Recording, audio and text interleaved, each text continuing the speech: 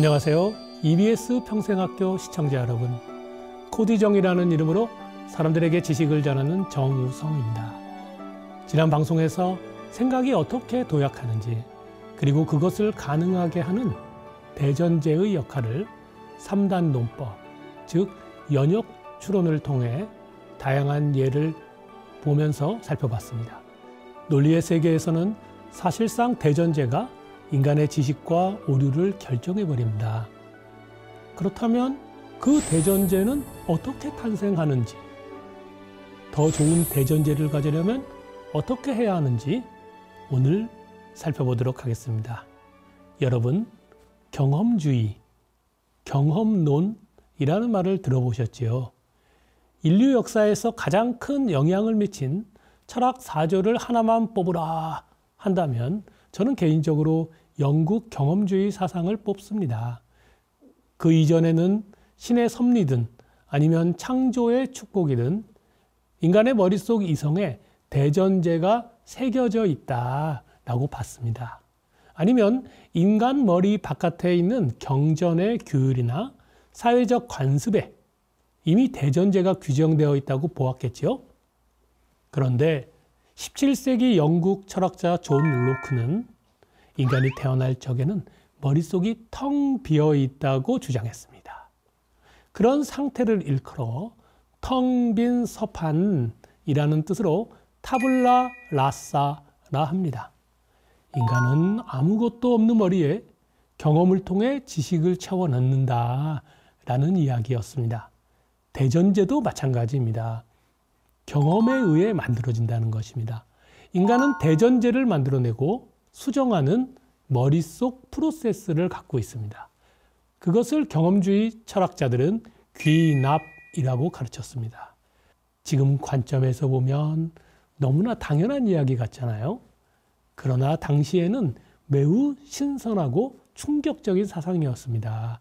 인간의 머릿속은 왕후장상의 머리나 귀족의 머리나 평민과 노예의 머리나 그 구조는 같다는 얘기입니다. 경험은 인간 머리에 절대적인 영향을 미칩니다. 경험을 통해서만 인간 머리 안에 개념, 단어가 생깁니다. 다시 말하면 경험을 해야 머릿속에 어휘가 늘어납니다. 경험이 없다면 어휘력도 없겠지요. 직접 경험하든 간접 경험하든 더 많은 경험을 통해 더 많은 단어가 우리들 머리 안에 쌓입니다. 경험은 인간 머리 안에 사전을 만들고 그 사전의 성능을 개선합니다. 우리는 다양한 사건을 겪으면서 인생을 살다가 말이죠. 끊임없이 생각하잖아요. 생각이란 단어와 단어 두 가지를 연결하는 활동이었습니다. 다시 말하면 어휘력을 실제로 사용하는 행위가 생각이었기도 하고요. 무수히 많은 생각을 하다 보면 판단력이 섬세해지잖아요. 판단력이 섬세해질수록 또 어휘력도 좋아지고요. 왜냐하면 생각을 거듭할수록 단어가 갖는 의미의 크기를 더 잘 알게 되겠죠. 또 그 단어의 의미의 어떤 선명함도 개선될 거고 또 단어가 이쪽 저쪽 잘 분류되고 그런 체계도 더 좋아질 것입니다. 이런 과정을 거치면서 우리들 머릿속 대전제가 풍요로워집니다. 인간 머리 안에서 우세력을 발휘하는 대전제의 활동이 더 활발해지면서 우리들의 추리력, 우리의 생각을 다른 곳으로 도약시키는 힘, 그런 것도 더 빠르고 정확해집니다. 자, 그렇다면 여기서 누군가 그러면 경험은 무조건 이롭겠네 라고 생각할 수도 있겠습니다만 꼭 그런 건 또 아닙니다. 우리가 살면서 좋고 유익한 경험만 하는 건 아니니까는요. 좌절, 실패, 실수, 손해보는 경험도 합니다. 그런 경험들이 나쁜 것만은 아니리라 생각합니다. 하지만 악행하고 부정, 폭행, 사기, 거짓 이런 나쁜 경험도 있고 그런 경험을 하기도 하거든요. 그러면 어떻게 될까요? 머릿속에 보관되어 있는 단어에 이상한 의미가 생깁니다. 또 나쁜 판단도 많이 저장되고 보관되겠죠? 어디예요? 네, 우리 머리 안에요. 나쁜 경험을 일삼는 사람들의 대전제가 과연 건강할까요? 아닙니다. 건강할 리 없겠지요. 아무튼 좋은 경험이든 나쁜 경험이든 이로운 경험이든 해로운 경험이든 경험이 인간 머릿속의 어휘력, 판단력, 추리력에 절대적인 영향을 미친다는 점에서는 차이가 없습니다. 왜냐하면 경험이 인간 머리 안으로 보내는 모든 데이터의 공급을 사실상 독점하고 있기 때문입니다. 그러면 여기서 질문이요. 나쁜 경험이 아니라 경험 자체가 부족한 사람들이 있을 수 있잖아요. 그런데 똑똑한 거예요? 예컨대 이런 식입니다. 경험은 부족하지만 논리적인 사람이야 라는 게 과연 가능한 얘기일까요? 여러분 한번 생각해 보십시오. 경험이 부족하고 일천하다는 것은 그 사람의 어휘력, 판단력, 추리력이 낮다는 것을 의미합니다. 그러므로 경험이 일천한 사람은 논리력이 낮을 수밖에 없고 그래서 논리적일 리는 없습니다. 물론 경험이 부족한 사람이 논리적으로 보일 수도 있을 거예요. 하지만 그것은 가끔 그렇게 보일 뿐이고요. 실제로는 논리력이 아니라 배우려는 자세, 즉 학습력이 좋아서 더 빠르게 논리력을 키울 수 있으리라 라는 기대감이겠죠. 인간의 본성에 관해서 성선설이냐 성악설이냐 이런 이야기들이 있잖아요. 여러분은 어떻게 생각하십니까? 성선설이 맞나요? 아니면 인간은 원래 악한 건가요? 논리학 관점에서는 이러합니다. 선한 경험을 많이 한 사람이 더 선합니다.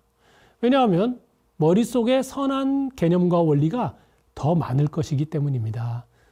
더 선량한 대전제가 더 많이, 더 강하게 활약하는 사람, 그 사람이 선합니다.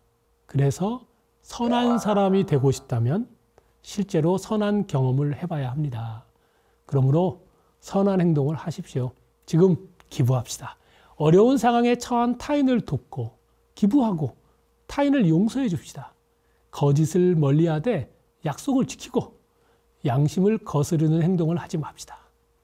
그런데 버젓이 악한 행동 할 수 있잖아요. 그런 사람 있잖아요. 악한 행동을 일삼으면 그 사람은 악할 것입니다. 머릿속 악한 개념이나 원리가 많을 것이니까는요. 우세한 머릿속 대전제가 틀림없이 나쁘고 악할 것이기 때문입니다. 사악한 대전제가 활동하도록 그대로 놔두면 그리고 경험이 그런 대전제를 계속 보충하고 강화한다면 여러분 누구든지 사이코패스, 소시오패스가 될 수 있을지도 모릅니다. 사람의 본성은 변하지 않는다고들 합니다. 사람이 변하지 않는 이유? 그런 건 없습니다. 사람은 변합니다. 육체적인 변화뿐 아니라 정신적으로도 변화합니다. 성격도 가치관도 인성도 변할 수 있습니다.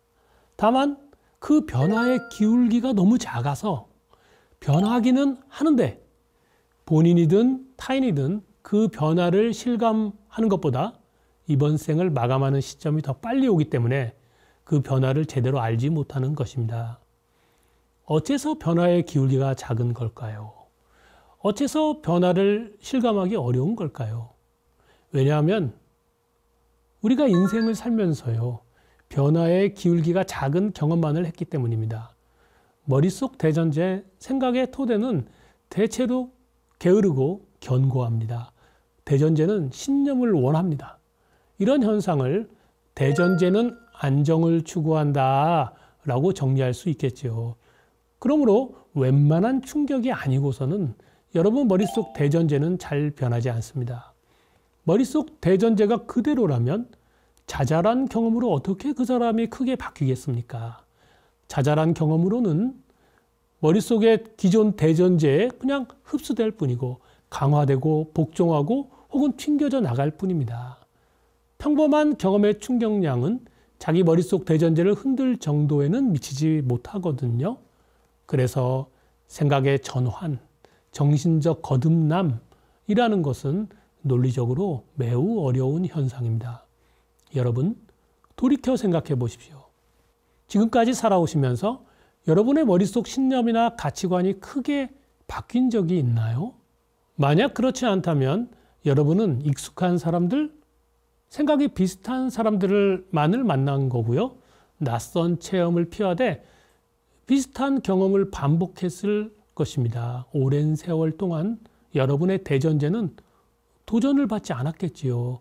여러분의 편견은 강화되어 왔을 것이고요. 그러니까 변화의 기울기라는 게 매우 작을 수밖에 없는 것입니다. 만약 머릿속 신념이나 가치관이 크게 바뀐 적이 있으시다면 언제 그러셨던 건가요? 아마도 특별한 경험을 하셨을 것입니다.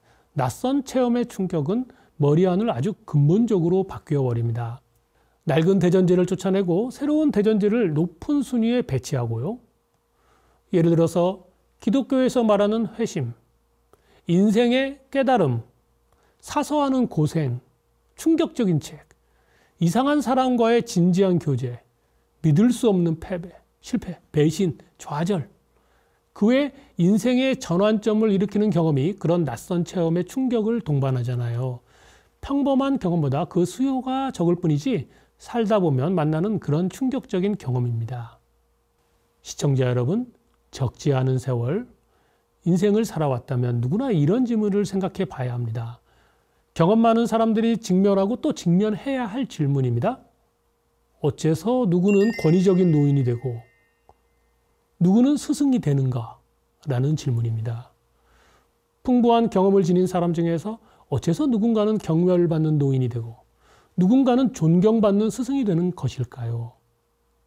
그 이유를 정확히는 알 수는 없습니다. 그러나 논리적으로 어느 정도 해명은 할 수 있을 것 같아요. 어떤 경험은요, 기존 대전제를 강화합니다. 그러나 어떤 대전제는 기존 대전제에 도전하거나 그 대전제를 변경합니다. 기존 대전제가 지나치게 굳건하게 머리 안에 자리 잡고 있다면 말이죠. 그 대전제에 어울리는 신념이나 편견이 생기게 마련이잖아요. 그 신념과 편견은 자기와 다른 생각을 튕겨내지요.